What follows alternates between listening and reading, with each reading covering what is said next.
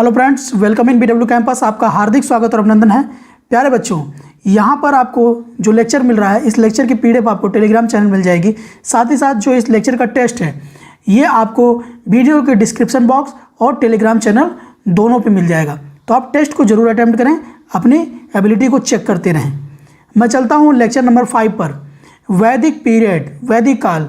वैदिक काल अगर BC देखा जाए, बिफोर क्राइस्ट, तो यहाँ पर 1500 से 600 BC के बीच में आप वैदिक पीरियड को पाएंगे। इस वैदिक पीरियड में हम किसकी चर्चा देखने वाले हैं? वैदिक पीरियड में हम वेदों की चर्चा देखेंगे। इसके नाम से ही पता चलता है। हम आर्यों की चर्चा देखेंगे।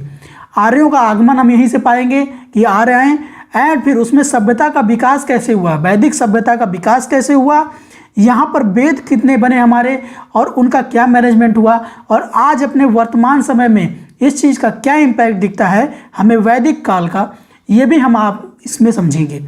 अब हम चलते हैं सीधे अपने लेक्चर की तरफ। प्यारे बच्चों, सबसे पहली चीज़ जो हमारा वैदिक काल है 1500 से 600 BC, इसमें यहाँ पर वैदिक काल को दो हिस्से में बांटा गया है। एक है ऋग वैदिक काल जो कि 1500 से 1000 BC है, और साथ ही साथ उत्तर वैदिक काल है जो 1000 से 600 BC के बीच में आता है। अब यहाँ पर कुछ चित्र देख रहे होंगे। इस चित्र को देख के समझ गए होंगे कि ये रहा वेद और यह रहे ऋषि पढ़ाते हुए, और ये उनके शिष्य उनसे शिक्षा लेते हुए। इस प्रकार से देखा उपचार का व्यवस्था यहाँ पर देख लिया। तो ये चीज़ है क्या, हम इसको डीप समझेंगे अपने आगे के लेक्चर में। पहली चीज़ कि जब वैदिक पीरियड था, तो वैदिक पीरियड में जो नदियाँ, जो वेदों में नदियों का जिक्र हुआ है, उन नदियों के बारे में बताता हूँ। करंट में वो नदियाँ किस नाम से जानी जाती हैं, ये भी यहाँ पर देख लीजिए। नदियों के रूप में वितास्ता, वितास्ता को इस टाइम आप झेलम के नाम से जानते हैं, अस्कनी को चिनाब के नाम से, पारुस्मी को रावी के नाम से, विपाशा को व्यास के नाम से, और सतुर्णी को सतलज के नाम से आप इस टाइम के रूप में पाते हैं। ये नदियां हैं आपकी वेदों की नदियां। ये जो नदियां हैं आपने देखा, वितास्ता, अस्कनी, पारुस्मी, विपाशा, सतुर्णी, ये सारी वेदों से इन नदियों का जिक्र हुआ है। और आज के समय में ये नदियां करंट में झेलम, चिनाब, रावी, ब्यास और सतलज के नाम से जानी जाती हैं। ये आपके एग्जाम पॉइंट ऑफ व्यू में, चाहे आप एंट्रेंस में हो या फिर आप हो गवर्नमेंट एग्जाम में, सीधे क्वेश्चन भी आते हैं। तो इसको जरूर याद कर लें। आप एक मैप भी देख रहे हैं, थोड़ा सा इन नदियों के बारे में देखिए। यहाँ पर मैंने दिखाया है कि करंट में नदियाँ कैसे फ्लो कर रही हैं। प्यारे बच्चों, अब यहाँ पर हम देखते हैं कि वेदों में जो पर्वत का जिक्र हुआ है, आर्य हिमालय पर्वत से परिचित थे, इसलिए हिमालय पर्वत की मुंजवत पहाड़ी से सोम पौधे से सोम रस की प्राप्ति करते थे। तो किसका जिक्र हुआ है? मुंजवंत पर्वत से पहाड़ी जिससे सोम पौधा मिला, और सोम पौधे से लोग क्या बनाते थे? सोम रस बनाते थे। तो इस चीज़ को आपने देख लिया। पर्वत का जिक्र भी वेदों में मिला। इसके बाद मरुस्थल के तौर पे हम क्या देखते हैं? मरुस्थल से परिचित हैं आर्य। मरुस्थल को धन्व के नाम से जानते थे। किसके नाम से जानते थे? धन्व के नाम से। इसको याद कर लें, बहुत बढ़िया क्वेश्चन है। अरावली पर्वत श्रेणी से परिचित थे। अरावली पर्वत का भी जिक्र है। अरावली पर्वत से परिचित हैं आर्य। चलते हैं आगे। यहाँ पर आर्थिक विशेषता के तौर पे हम देखते हैं वेद को। ऋग वैदिक काल, ऋग वैदिक काल में क्या पाते हैं? पशुपालन देखने को मिलेगा। कृषि, कृषि मुख्यतः ये लोग जौ पैदा करते थे। जौ को ये लोग यव कहा करते थे, जो वेदों में मिला है, यव के नाम से इसका जिक्र मिला है। आर्यों के जीवन में गाय पशु का महत्व था। आप गाय का महत्व आज भी पाते हैं अपने समाज में कि गाय का कैसा महत्व है। इसको संरक्षण देने के लिए यूपी गवर्नमेंट ने एक स्पेशल नियम भी बना दिया। आगे आप देखते हैं शिल्प उद्योग के तौर पर। शिल्प उद्योग के तौर पे इनके पास रथ निर्माण की कला और मृदभांड, मृदभांड तो बहुत समय से है, रथ निर्माण की कला और भी खूबसूरत इनकी हो गई। व्यापार समिति थी एवं वस्तु विनिमय प्रणाली मौजूद थी। ब्याज की अवधारणा भी इनमें पाई गई है कि ब्याज की अवधारणा का विकास भी हुआ था। प्यारे बच्चों, वेदों के तौर पे आप क्या देखते हैं? हमारे पास ऋग्वेद, सामवेद, अथर्ववेद और यजुर्वेद। इसके बारे में भी आगे और आपके डिटेल मिलने वाले हैं। उत्तर वैदिक काल, उत्तर वैदिक काल में हमें क्या दिखता है? परिवर्तन का मूल कारण। सबसे बड़ी चीज उत्तर वैदिक काल में परिवर्तन के मूल कारण में हम क्या पाते हैं? भूमि स्वामित्व की अवधारणा कि मतलब भूमि का जो स्वामित्व था उसकी अवधारणा भी हमें देखने को मिली है इस काल के अंतर्गत। एंड ये लोगों के पास लोहे का ज्ञान हो चुका था। मतलब अभी तक आपने क्या पढ़ा था, अभी आपने कॉपर पढ़ा था, ठीक है।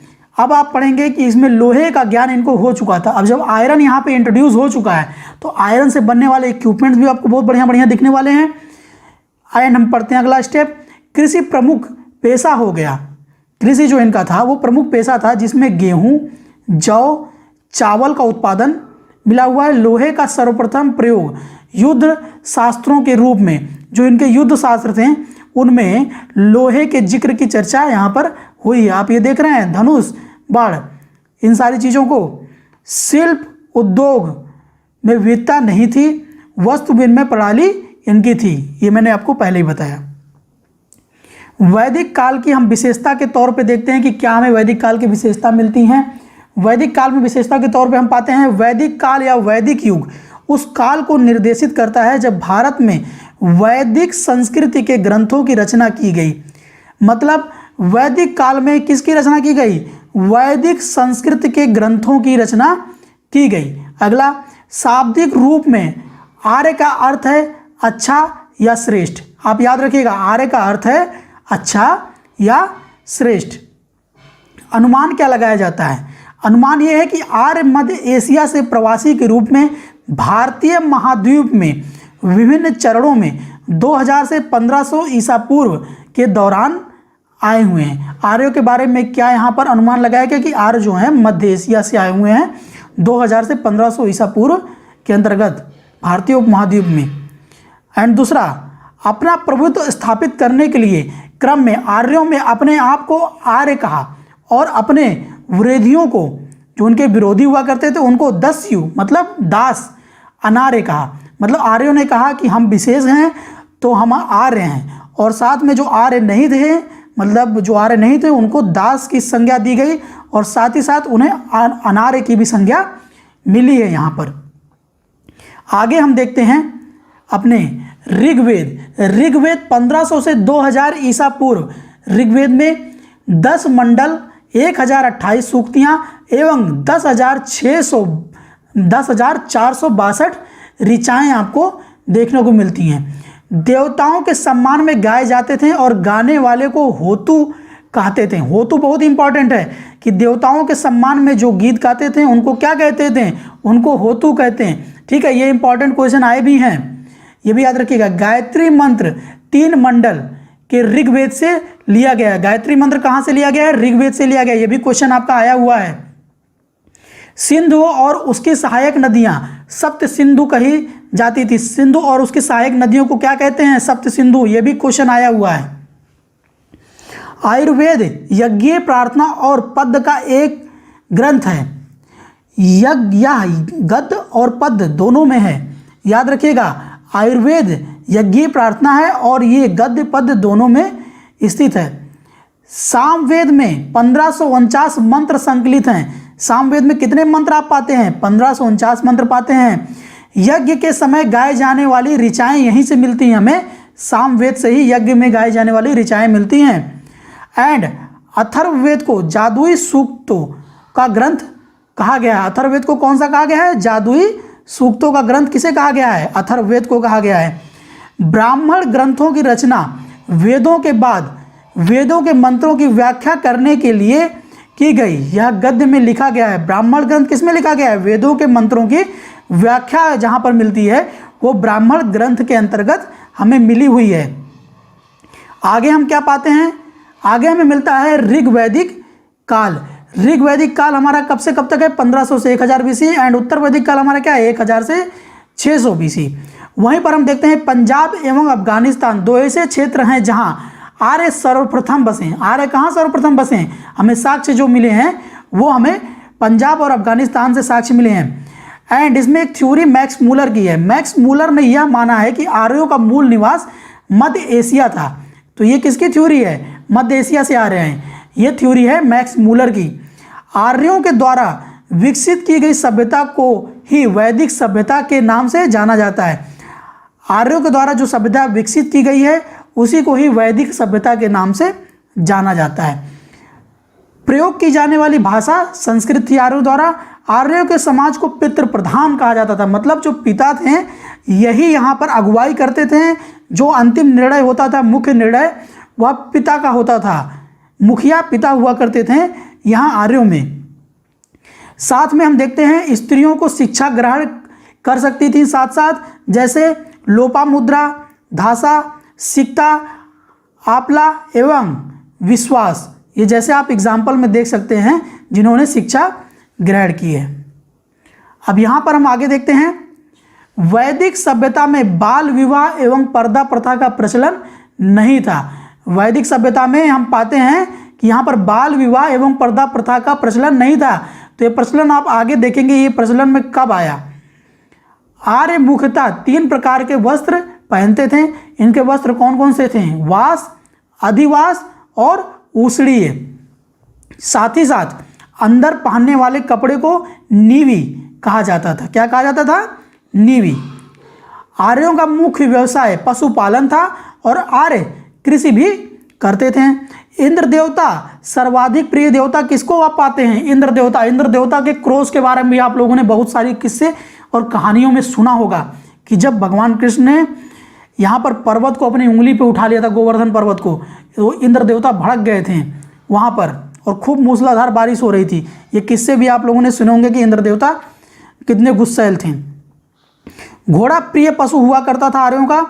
आर्य अग्निदेव की पूजा करते थे और इसके पीछे बहुत ही रोचक तथ्य मानते थे कि उनका मानना था कि अग्निदेव मनुष्य एवं देवताओं के बीच मध्यस्थता की भूमिका का निर्वाह करते हैं। तो इनका क्या थॉट था कि जो ये अग्नि देवता है ये हमारे और भगवान के बीच में ये एक पुल का काम करते हैं, इसलिए अग्नि देवता की ज़्यादा मान्यता यहाँ पर पाई जाती है आर्यों के बीच में।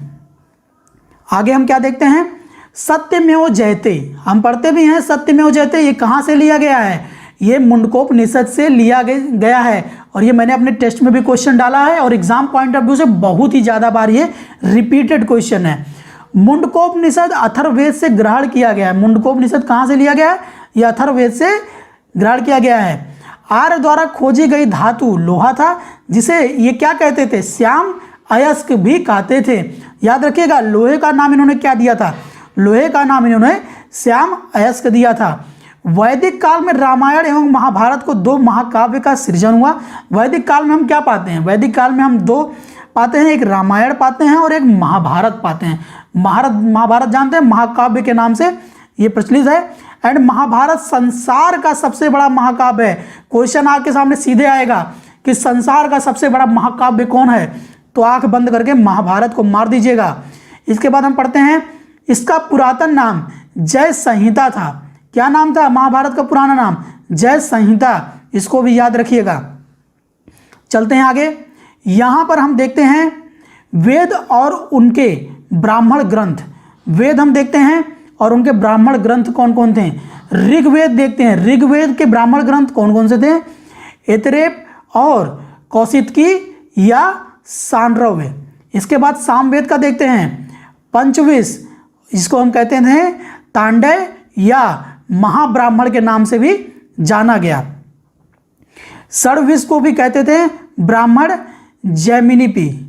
एंड यजुर्वेद शतपथ सबसे प्राचीन और सबसे बृहद यजुर्वेद है। इस चीज़ को आप याद रखिएगा, शतपथ यजुर्वेद सबसे प्राचीन और सबसे बृहद। अथर्ववेद के बारे में देखते हैं। अथर्ववेद गोपथ। अथर्ववेद में चिकित्सा, सौंदर्य, जादू पर आधारित थी। अथर्ववेद किस पे आधारित थी? चिकित्सा, सौंदर्य, जादू पर यहाँ पर आधारित थी और इसको ब्राह्मण ग्रंथ में गोपथ के नाम से जाना गया। यहाँ पर आगे हम पढ़ते हैं प्यारे बच्चों, आरण्यक मुख्यतः साधु संतों और जंगलों में रहने वाले विद्यार्थियों के लिए लिखे गए। तो साधु संतों और जंगलों में रहने वाले विद्यार्थियों के लिए क्या लिखा गया? आरण्यक लिखा गया। उपनिषद दार्शनिक संग्रह है और इनमें वेदांत कहा गया है, क्योंकि वेदों के बाद इनकी रचना हुई है। वेदों के बाद अगर किसी की रचना हुई है तो उपनिषदों की रचना हुई है और इन्हें वेदांत कहा गया है। ये बात याद रखिएगा, ये पॉइंट बहुत ही इंपॉर्टेंट है। एंड आगे हम पढ़ते हैं बृहदारण्यक। इसको हम देखते हैं 108 उपनिषदों में सबसे प्राचीन उपनिषद कौन सा है? सबसे प्राचीन उपनिषद 108 उपनिषदों में से बृहदारण्यक ही है। ऋग्वेद के अनुसार प्रसिद्ध दास, एक युद्ध हुआ था, प्रसिद्ध दास और राजन युद्ध हुआ। ये 10 राजाओं के मध्य युद्ध हुआ। 10 राजन युद्ध के नाम से भी जाना जाता है इस युद्ध को, कि 10 राजाओं ने युद्ध लड़ा था एंड इसमें भारत की विजय हुई थी। भारत के खिलाफ हो गए थे भैया। ये 10 राजन युद्ध बहुत ही ज़्यादा फेमस है यहाँ पर इतिहास में, और इसकी चर्चा भी हुई है यहाँ पर वेदों में। एंड हम आगे पढ़ते हैं। परुशड़ी नदी के किनारे लड़े गए इस रक्त रंजित और निर्णायक युद्ध में भारत, यहाँ पर जो भरत थे ये विजयी हुए हैं। तो जो वंशज कहे जाते हैं, हम लोग आर्य जो वंशज कहे जाते हैं, ये राजा भरत के कहे जाते हैं। ये चीज़ आप याद रखिएगा। आपके एग्ज़ाम पॉइंट ऑफ व्यू से यहाँ पर जो जो चीज़ें इंपॉर्टेंट थी यहाँ मैंने सारी पॉइंट आउट कर दी है। आगे के लेक्चर में मैं और भी चीज़ों को यहाँ पर डिलीवर करने वाला हूँ आपके वेदों से रिलेटेड। आप लोग टेस्ट को जरूर दीजिएगा। कोई भी समस्या होती है तो संपर्क कीजिएगा BW कैंपस की टीम से 70852012 895704 842 पर। ठीक है दोस्तों, एंट्रेंस की तैयारी करते रहें एंड कोर्सेज को ज्वाइन करने के लिए भी आप कॉल करिए। All the very best for your upcoming examination and always never give up.